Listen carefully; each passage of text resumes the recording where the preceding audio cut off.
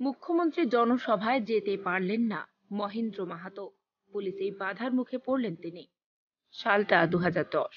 হুলা পার্টিতে অস্থায়ী কর্মী হিসাবে কাজ করতেন বাঘমুন্ডি থানার সুইসা তুন্তুরি অঞ্চলের পীরগড়িয়া গ্রামের বাসিন্দা মহেন্দ্র মাহাতো। সেই সময় এক দাঁতালের আক্রমণে শিরদাঁড়া ভেঙে যায় মহেন্দ্রর। নিজের প্রাণ বিপন্ন করে গ্রামবাসীদের রক্ষা করেন তিনি। দাঁতালের আছাড়ে ভেঙে যায় শিরদাঁড়া। তারপর থেকে বহু চিকিৎসা করেও লাভ হয়নি কিছুই। প্রাণে বেঁচে থাকলেও 12 বছর ধরে কার্যত নরক যন্ত্রণা ভোগ করে চলেছেন তিনি। চিকিৎসার খরচ জোগাতে সর্বশান্ত হয়েছে পরিবারটি। সরকারের তরফ থেকে ক্ষতিপূরণ মিলেছে মাত্র 1 লক্ষ টাকা। তাই এদিন নিজের দুর্দশার কথা মুখ্যমন্ত্রীর কাছে জানাতে অ্যাম্বুলেন্সে শুয়েই মুখ্যমন্ত্রী জনসভার উদ্দেশ্যে বেরিয়ে পড়েন মহেন্দ্র। কিন্তু বাধা হয়ে দাঁড়ায় পুলিশ।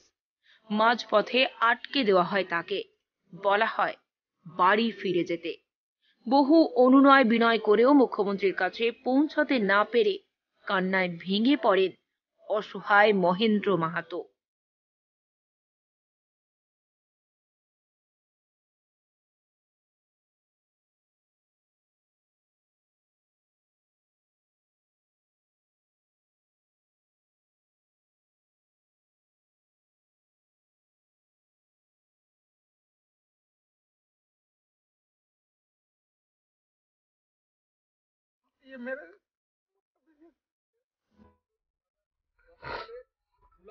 এখন কোথায় যাচ্ছিলেন?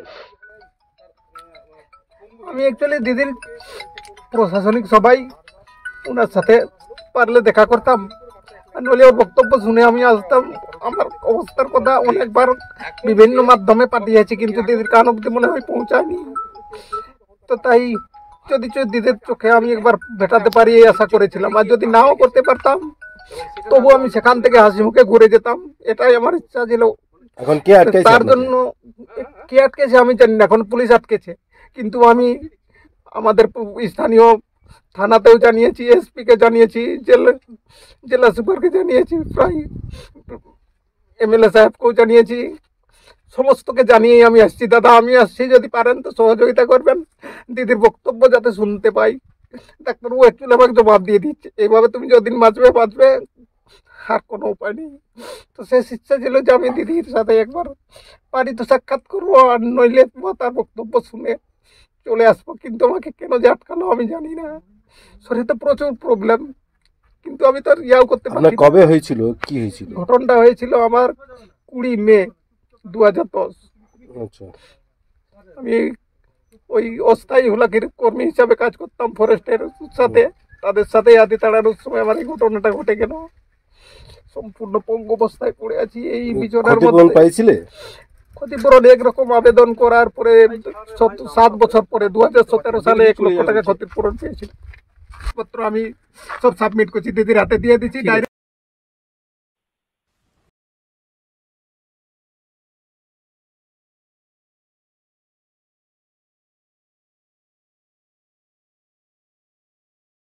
পুরুলিয়ার বিজেপি সাংসদ জ্যোতির্ময় সিং মাহাতো। রাজ্য সরকারের উদাসীনতায় ক্ষোভ উগরে দেন তিনি।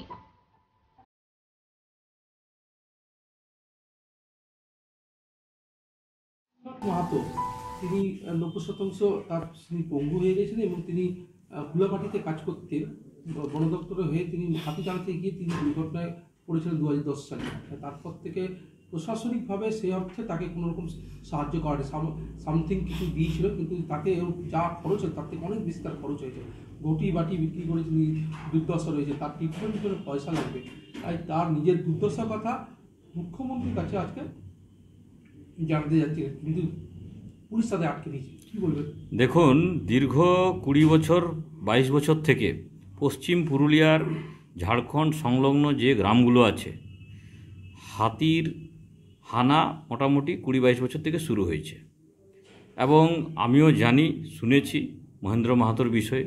আরও বহু লোক প্রাণ হারিয়েছে, বহু বোনেরা তাদের স্বামী হারিয়েছেন, বহু বাচ্চা তাদের পিতা হারিয়েছেন। এরকম দুঃখ দুর্দশার পরিস্থিতি লম্বা সময় ধরে চলে আসছে।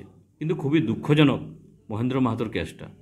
বর্তমান প্রশাসন মানে রাজ্য সরকার তার নিয়ে কোনো স্টেপ নেয়নি এবং আমার মনে হয় এটা খুবই দুর্ভাগ্যজনক। আজকে শুনলাম উনি দেখা করতে এসেছিলেন মাননীয় মুখ্যমন্ত্রীর কাছে। মাননীয় মুখ্যমন্ত্রী তো খুব জনদরদি, গরিব দরদি, অসহায়দের দরদি, কিন্তু তাকে নাকি শুনলাম পুলিশ রাস্তার থেকে তুলে নিয়ে গিয়ে কোথায় আটকে রেখেছিল, তাকে আসতেই দেয়নি এবং সেটা পুরোপুরি তৃণমূল কংগ্রেসের নির্দেশে হয়েছে। তা নাহলে এই সাহস পুলিশের হতো না। খুবই দুর্ভাগ্যজনক, খুবই নিন্দনীয়জনক। এটা শুধুমাত্র একমাত্র পশ্চিম বাংলাতেই ঘটতে পারে এবং তৃণমূল কংগ্রেসের শাসনেই ঘটতে পারে, আর কোনো জায়গায় এরকম ঘটতে পারে না।